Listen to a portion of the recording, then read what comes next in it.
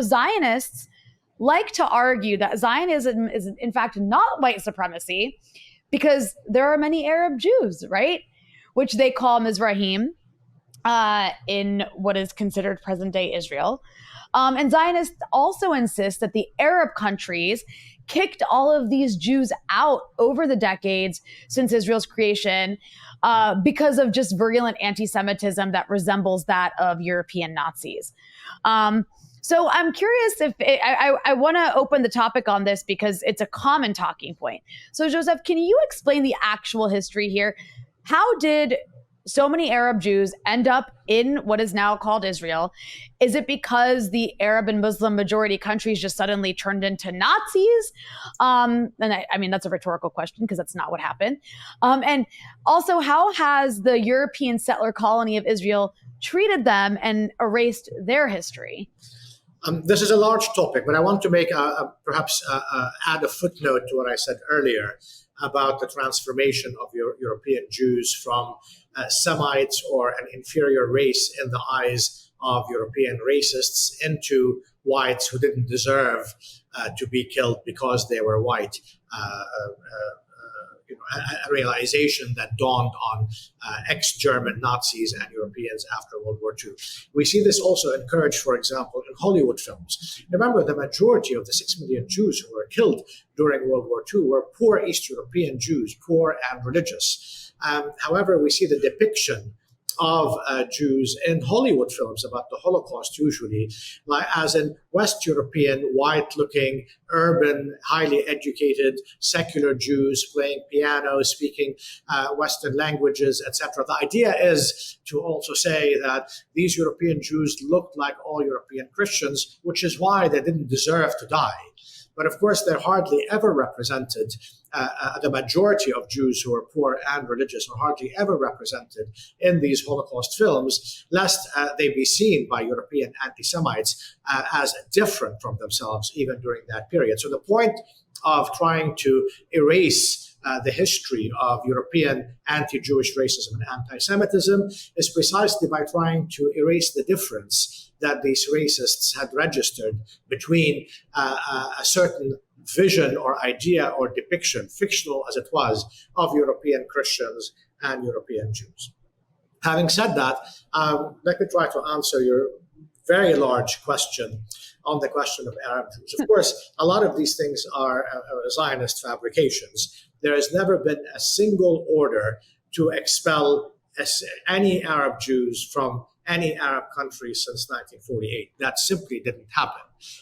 In fact, the opposite has happened, and I will tell you a few things about that. First of all, after 1948, the League of Arab States, in fact, issued instructions to all Arab countries to pass laws to prevent Arab Jews from going to Israel or from immigrating to Israel. So, in fact, subsequent immigration of Arab Jews from different Arab countries to Israel was against the law. We see this perhaps most spectacularly in the case of Yemen, but also Iraq and then Egypt and Morocco, Tunisia, or even Algeria. First of all, let me say that the majority of Algerian Jews left with Algerian French Christian settlers, with kind of countdown to independence, despite calls upon them by the FLN, the Algerian National Liberation Front, to remain as compatriots and equal citizens. Remember, Algerian Jews were transformed by the French in 1870. At the time, the Justice Minister of France, Adolphe Crémieux, had granted Algerian Jews French citizenship so as to render Algerians all Muslims. So suddenly Algerian Jews were taken out of the Algerian status of colonized people and were given the rights of the French settlers, and as a result began to be integrated into French colonial society. And of course, this is why it was easy for them to leave to France. And they left to France long before Algerian independence, so under the French administration. Moroccan and Tunisian Jews also left Tunisia and Morocco during the French occupation in the case of Tunisia and the French and Spanish occupation in Morocco. not under the independent governments that came to power after 1956. And we know that, there's already been a lot of history of how Moroccan Jews were tricked or sometimes forced to go on ships with the collusion of French and Spanish officials and the Zionists to be taken against their will through Marseille to Israel and then prevented from going back. But the big stories usually are the stories of the large communities in Yemen, in Iraq, and in the smaller one in Egypt.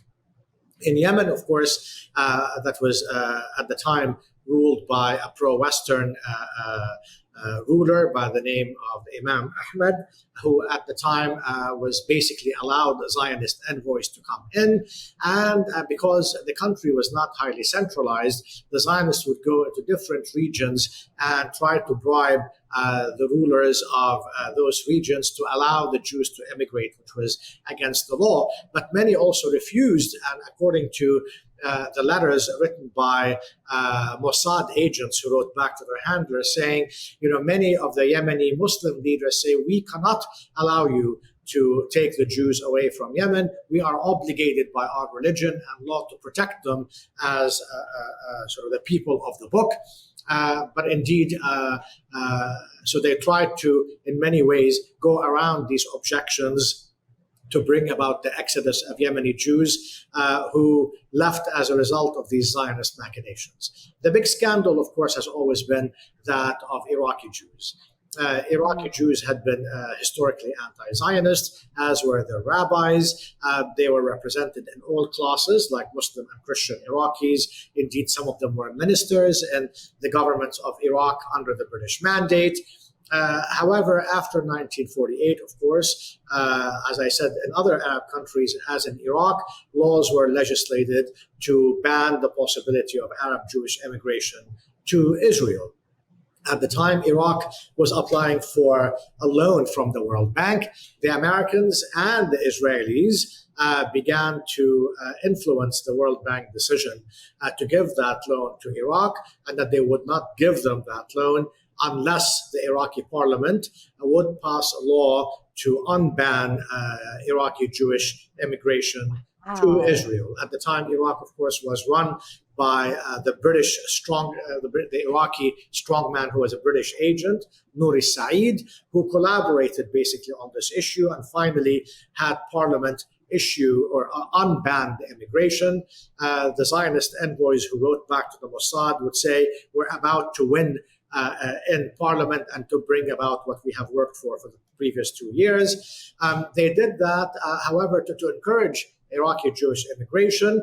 The Mossad planted several explosives in different cafes and libraries frequented by Jews. They were set to go off at night. One of them went off early, killing, I think, a couple of people and injuring a third, which of course sent panic waves in the Jewish community, thinking that it was Muslims or Christian Iraqis who were targeting them, and many began to leave the country.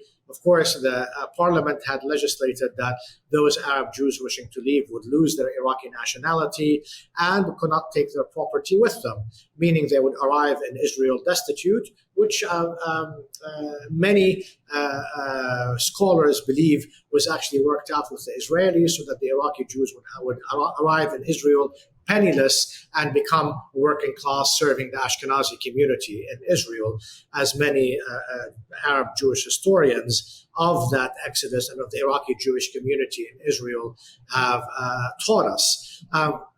In the case of Egypt, which had a small community, Iraq had about 130,000 Jews. Basically, it was emptied of its Jews in a matter of a few weeks in 1950-51. But in the case of Egyptian Jews, there was about 60 to 65,000 Jews. Half of them were not Egyptian citizens. They were either foreign nationals or they were stateless holders of laissez-passés or travel documents. Now, the rich amongst them decided to leave in 1948 as a result of the Zionist conquest of Palestine. There began to, of course, arise anti-Jewish sentiment in the country, but mostly it was anti-European. So some European Jewish businesses like European Christian businesses, were attacked or burned down in some demonstrations in Egypt during that period. However, the major exodus of Egyptian Jews would take place in 1954. The Israelis were able to recruit about 9 or 10 Egyptian Jews as terrorists and spies for them. This scandal would come to be known as the Lavon Affair, after the Israeli minister Yitzhak Lavon, who had engineered it, wherein some of these terrorists were to plant explosives in Egyptian cinemas, and the major train station in Cairo, in different other post offices in Alexandria and in Cairo. Again, one of the explosives went off early and injured one of the terrorists, who was captured and told on the rest of the cell. All of whom were captured by the Egyptian authorities. And then, of course, they had a public trial. The Nasser regime was explicit in its directives and announcements to the population that a distinction has to always be made between Zionists and Egyptian Jews, that these were Zionists, even though they were Jewish, they're not the same as Egyptian Jews. Nonetheless, of course, public sentiment began to be very hostile to Egyptian Jews, which brought about the exodus of a large number also of the upper class and the middle class who went to France or to the Bay Area in the United States. It was in 1956 when, in collusion with France and Britain, Israel invaded Egypt in what came to be known as the tripartite invasion, or what the West calls the Suez War, that had elicited a much larger and final exodus of Egyptian Jews from the country. The poor amongst them could not reach France or the United States and ended up in Israel. The Israeli propaganda line usually is that in 1956, the Egyptian regime expelled Jews. That's not true. The Egyptian regime, as in all other regimes or governments during wartime, did deport all holders of British as well as French nationality, and if I'm not mistaken, also Belgian nationality, who are participants in the war as enemy nationals. So those Jews who held, like other Christians, British or French nationalities, were deported from the country. But there was never a deportation order for Egyptian Jews or for Jews who held non-enemy nationalities. That's utterly untrue. And indeed, some would say that Egyptian Jewish property was nationalized. That's not true. In the 1950s, the Nasser government had what was called then an Egyptianization campaign to Egyptianize a lot of the businesses that were owned by foreigners, which meant that these foreigners had time to actually sell their properties to Egyptians.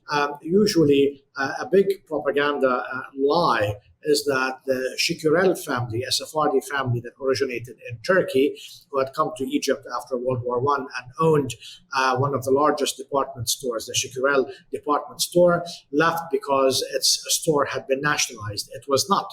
In fact, Shikurel sold the business at a very good price to Al-Gabri Muslim family in Egypt. Subsequently, after 1958, a lot of these businesses were nationalized. When the Shikurel department store was nationalized, it was owned by a Muslim family and not by the Shikurel family who had sold it and left to Britain or to France. So the point of this is that none of this is actually true. Most of the Jews who left Arab countries either left during the British or French or Spanish rule, or if they left after independence, they left of their own accord as a result of Israeli direct intervention in their lives that had upended their lives until then. And these stories, of course, can multiply on a smaller scale elsewhere.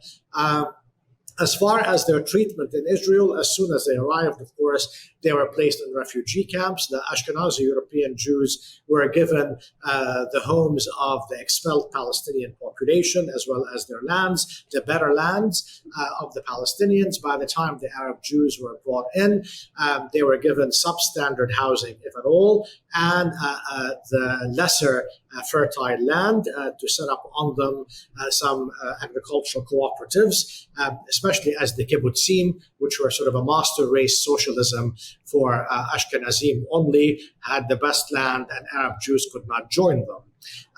So we begin to see, in fact, the discrimination against them in education, in employment, even in subsidies. For example, European Ashkenazi bread would be subsidized by the government, but not Arab bread. When Iraqi bakers wanted to make Iraqi bread, they refused to give them subsidized flour, and they would have had to actually buy the expensive flour to make it because that was not subsidized. That was not considered part of the national or Jewish bread. So something as trivial as that became a problem. The educational system would discriminate against them. They would discriminate against them even based on their proper pronunciation of Hebrew, as opposed to the Germanic and Russian pronunciation of Hebrew of the East European and West European Jews, which became the standard pronunciation in the country, with a couple of exceptions. Which took on a certain Sephardi pronunciation of the language, what is called the Mil'al Milra syllabic system, and the pronunciation of the letter Thav in Hebrew, which the Sephardim pronounced as Tov, and the Ashkenazim as Sav. Aside from these two concessions, all the other so-called Semitic sounds in Hebrew, like the Ayin, like the Ha, like the Qaf, none of these, of course, is pronounced today Ashkenazim in Israel, even though some of the Mizrahim continue to pronounce them and, of course, are looked down upon for pronouncing them correctly, as opposed to in a European, East European or Central European fashion. Of course, they would be blamed even in 1977 for the election of the right-wing Likud government. Ashkenazi liberals would say, oh, these horrible Arab Jews who grew up in a despotic and dictatorial Arab world support Likud, which is dictatorial, because of their Arab tradition. Of course, the Arab Jews had to remind them that all the Arab Jews who grew up in the Arab world and came to Israel in 1949 to 55 had voted Labor until 1977. It was their children who grew up in Israel who seemed to love the and support Likud in 1977. But of course, liberal Zionist racism toward the Mizrahim has always been immense. If anything, liberal Zionists may be more accommodating to liberal Palestinians like the PA than they had been to more radical voices in the Mizrahi community that called the Ashkenazi racists on their racism. Indeed, many Mizrahi intellectuals refer to Israel as the Ashkenazi state, right, as a result of the ongoing discriminatory practices against them and the insistence that Israel is a European country, should be a European country, should carry what they call European culture and values.